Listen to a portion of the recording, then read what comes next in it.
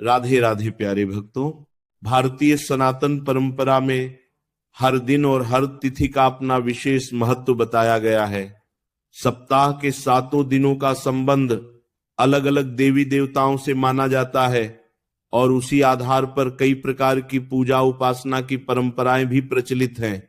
शनिवार का दिन विशेष रूप से भगवान शनिदेव से जुड़ा हुआ माना जाता है।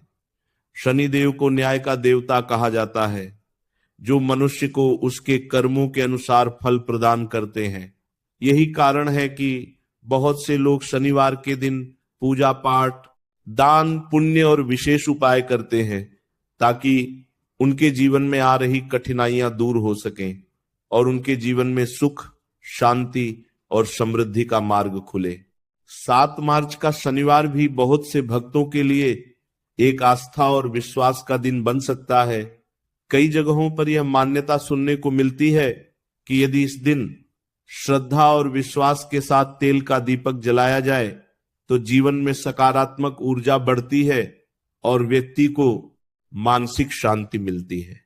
हालांकि इस प्रकार की मान्यताओं का असली अर्थ केवल भौतिक लाभ प्राप्त करना नहीं होता, बल्कि इसका गहरा आध्यात्मिक और सांस्कृतिक संदेश भी होता है।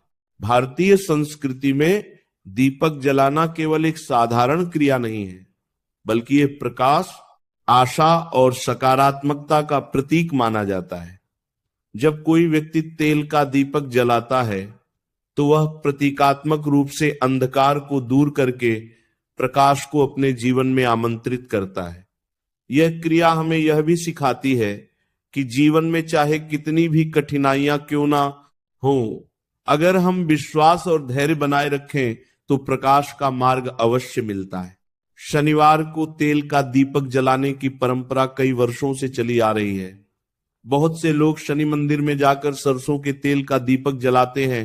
कुछ लोग पीपल के पेड़ के नीचे दीपक जलाते हैं और कुछ लोग अपने घर के पूजा स्थान पर ही श्रद्धा के साथ दीपक प्रज्वलित करते हैं। यह सब अलग अलग स्थानों की परंपराएं और मान्यताएं हैं, लेकिन इन सब का मूल भाव एक ही है, ईश्वर के प्रति श्रद्धा और अपने जीवन में सकारात्मक ऊर्जा को बढ़ाना।